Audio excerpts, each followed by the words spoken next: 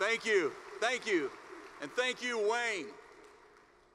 Thank you all for being here, for carving out time for this very important cause that we all share and keep so close to us. Each time that I've had the absolute privilege of addressing you, this body, I think maybe my beautiful bride Janet should have been the one to have the invitation to stand before you. Some of you, sounds like you know her. After all, she was just down the street earlier today hosting the Women's Leadership Forum luncheon, as she has done in years past. And for the record, we're both NRA lifetime members. But she's the certified NRA pistol instructor who hunts wild boar hanging from a helicopter and dolls sheep up in the cold, rainy Yukon some 200 yards away because she can do a great stalk. Look at me, I'm proof.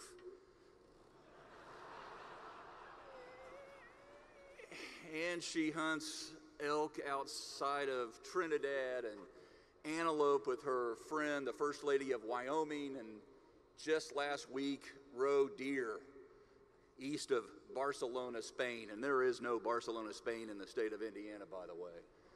I asked her, is there not enough deer in North or South America that you have to go to Europe to bring one home? And I'm guessing you're thinking what I learned long ago. Since we don't argue, I sleep better than anyone on planet Earth. But let me just say, and I can, for both Janet and myself, if you've traveled here from across state lines, welcome to Indiana. We are known as the crossroads of America and the heart of the heartland. And I think this week you're going to see, especially this weekend, you're going to see exactly why we have acquired that reputation. So if you'll permit me very quickly, a shameless plug, or maybe several for that matter. If perhaps you flew in from somewhere else, you came through our airport, #1 ranked airport in North America the last 10 straight years, or if you drove here, you might have noticed some construction out there, these orange cones and barrels that look like our new official state flower because they're sprouting up everywhere. That's all part of our #1 ranked in the nation infrastructure program, fully funded, not debt financed, by the way. And I realize I got some governors that are following me, so they're going to have some #1 rankings too, But you see, here in Indiana, as my predecessor Mike Pence can attest to, and the state legislators that serve in our Indiana General Assembly, they can attest to this as well. We actually balance our budgets every year. We cut taxes, and then we send the excesses back to taxpayers by way of a budget formula. The fact is, we already have low taxes, and they're getting lower right now as we all gather. Our high quality of place is getting higher. That's only one of the reasons why Indiana was ranked the #1 state in the nation to start a business, according to Forbes.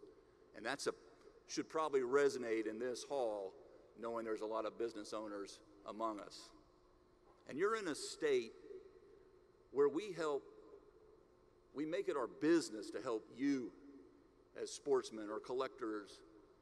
We help make your dreams come true with an abundance of outdoor recreational opportunities that I'm sure our Indiana Department of Natural Resources can explain more to you about at a booth in the halls down the way here. We're proud to be the home to the NRA's National Marksmanship Competition Center down at Camp Atterbury that attracts civilian and law enforcement and military competitors alike. In 2002, we hosted the prestigious Pershing match. In 2024, we'll host the World Shooting Sport Championship. So I hope you all come back now next April to see the most skilled shooters in the world in action right here in Indiana. And speaking of that, you're in a state that couldn't be, as my two predecessors at this podium just articulated, you're in a state that couldn't be more grateful for our uniformed heroes who keep our nation's flag and all it represents flying high over this land of the free only because of their bravery.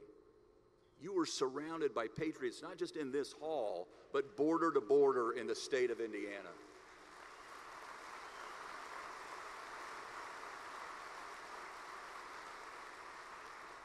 And yes, we fully exercise our constitutional rights.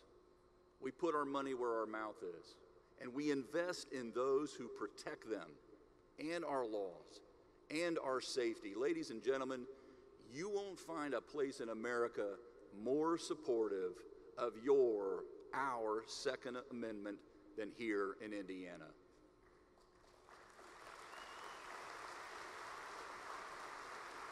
And one more thing, call me biased, but you simply won't find a state that rolls out the welcome mat quite like we do. It's in our DNA. We know how to go big.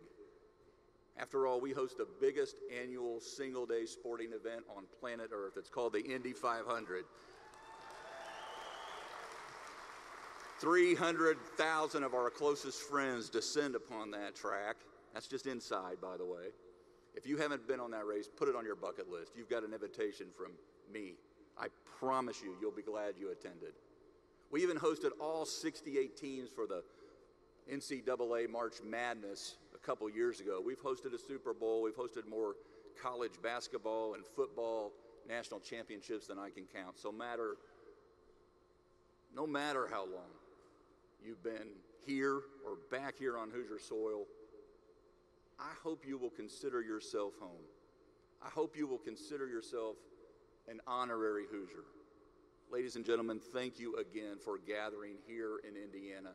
And thank you for standing strong on this side of freedom, on this side of the wall.